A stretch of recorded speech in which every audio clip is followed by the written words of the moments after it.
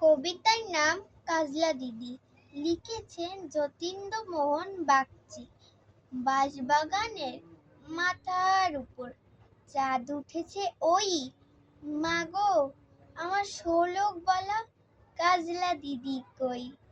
পুকুর ধারে নেবুর তলে থোকায় থোকায় জোনাই জলে, ফুলের গন্ধে ঘুম আসে না, একলা জেগে রই। মাগো আমার কোলের কাছে কাজলা দিদি কই। সেদিন হতে দিদিকে কেনই বা না ডাকো, দিদির কথায় আঁচল দিয়ে মুখটি কেন ঢাকো। খাবার খেতে আমি যখন দিদি বলে ডাকি তখন ও ওই ঘর থেকে আর কেনই বা না আসে।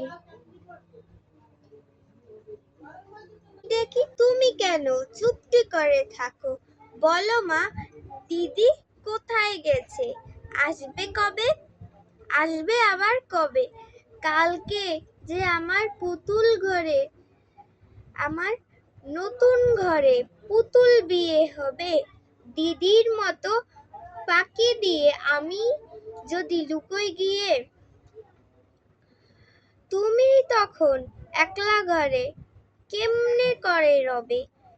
আমিও নাই দিদিও নাই, কেমন মজা হবে। ভুঁই চাপাতে ভরে গেছি শিউলি গাছের তলা, মহারাষ্ট্রে মা পুকুর থেকে আনবি যখন জল। ডালিম গাছের ডালের ফাঁকে বুলবুলিটি লুকিয়ে থাকে, দিস না তারে উড়িয়ে মাগো ছিঁড়তে গিয়ে ফল। দিদি এসে শুনবে যখন বলবে কি মা বল। বাঁশবাগানের মাথার উপর চাঁদ উঠেছে ওই, এমন সময় মাগো আমার কাজলা দিদি কই। বেড়ার ধারে পুকুর পাড়ে ঝিঝি ডাকে ঝোপে দাঁড়ে, রাত হলো যে মাগো আমার কাজলা দিদি কই।